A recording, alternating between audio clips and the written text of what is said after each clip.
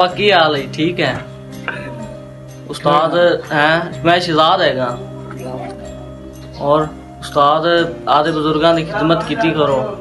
अल्लाह पाक इन्हां दे सदके देंदा सानू जेड़ा कुछ भी देंदा है कि नहीं बाबा? अल्लाह पाक तुहाडे सदके देंदा है।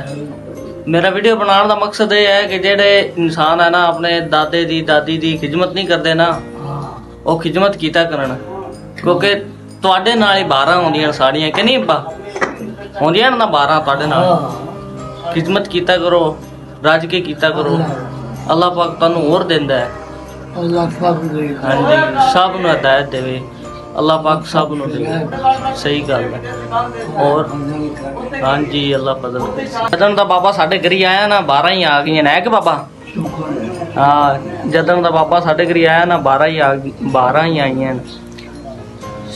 अल्लाह पाक दी एक नेमत आएगी है, बरकत आएगी है। दादा दादी होना एक नेमत होंदी है हर इंसान वास्ते।